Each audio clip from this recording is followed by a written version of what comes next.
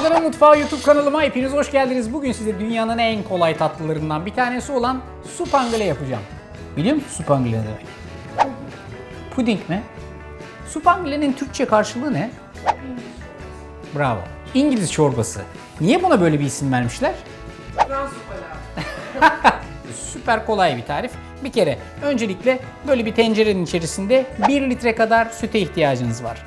Bu 1 litre sütün içerisine 1 su bardağı toz şeker ekliyorsunuz. Yarım bardak kadar nişasta, 2 yemek kaşığı toz kakao. Eklemeli işler bu kadar. Şimdi bir kere bunu ocağın altını yakmadan önce şöyle güzelce bir karıştırıyorsunuz. Supangile'de bence güzel ve yağlı bir süte sahip olmanız 1. İyi ve kaliteli bir kakao kullanmanız 2. Güzel, lezzetli bir bitter çikolata kullanmanız 3. 3 tane temel unsur var. Bunları yaptıktan sonra iş kolay. Tencerenin altını yakmadan önce her şeyi güzelce bir karıştırıyorum. Sonra altını yakacağım. Karıştıra karıştıra pişirmeye başlayacağım. 8-10 dakikalık karıştırmanın sonunda bak böyle bir kıvama geliyoruz. Özlem Hanım, supangile ile pudingin farkı ne?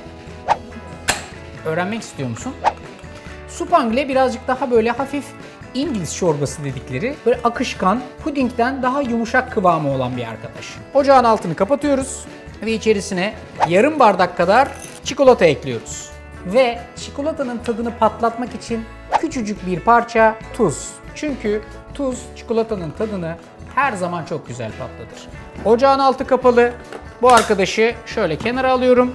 İçine koyduğum çikolata eriyip rengi birazcık daha hakim hale getirene kadar karıştırıyorum. Yoğunlaşmış çorba kıvamındaki karışımım hazır. Şimdi bunu birazcık pudingden farklılaştıracak ikinci dokunuşu yapacağız. Bir kek, bir brownie, bir kakaolu herhangi bir parçalanmış bir taban yapacağız. Birazcık brownie var. Bunu böyle elimle parçaladıktan sonra kaselerin içerisine bastırıyorum.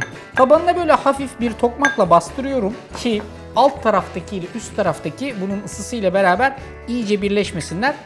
Taban olarak kalsın. Bu tip tarifler için bu Paşabahçe Marmelade serisi gayet güzel çünkü derinliği iyi ve içine koyduğun her şeyi fazlasıyla görebiliyorsun.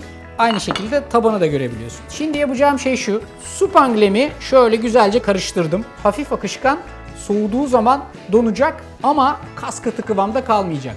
İçi biraz daha açık renk olacak, üstü donduğu için biraz daha koyu renk olacak. Tek yapmam gereken bunları kaplarımın içerisine pay etmek, ondan sonra da oda sıcaklığında, arkasından da birazcık dolapta bekletmek. Efendim bir supangile belgeseli izlediniz. İngiltere'nin bağrından kopmuş, Fransa'nın kuzey kırsallarından gelmiş, öyle böyle bir şey değil. Bildiğimiz geleneksel son derece basit bir tatlı bu. Bir de bunun tadına bakalım şimdi. Şimdi bakınız supangile'de şöyle bir kımıl kıvam arıyoruz. Bak böyle kıvam. Böyle görüyor musun? Çok aşırı pudingsel bir kıvamı olmayacak.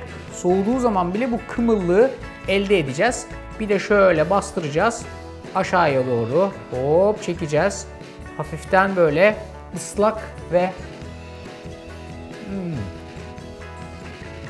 yumuşak bir kıvamı olacak. Üstü kabuk şeklinde, koyu renk, içi biraz daha açık renk, tabanı böyle brownie'li. Tarif burada. Yapması çok kolay, çok lezzetli. Tamamını yiyorum çünkü biraz sonra hiçbir şey kalmayacak. Kanala abone olmayı, tarifi uygulamayı ve sofranıza bu basit lezzeti getirmeyi aman ihmal etmeyin. Böyle de bir tane Anglo-Sakson önlük edinin. Hadi afiyet olsun.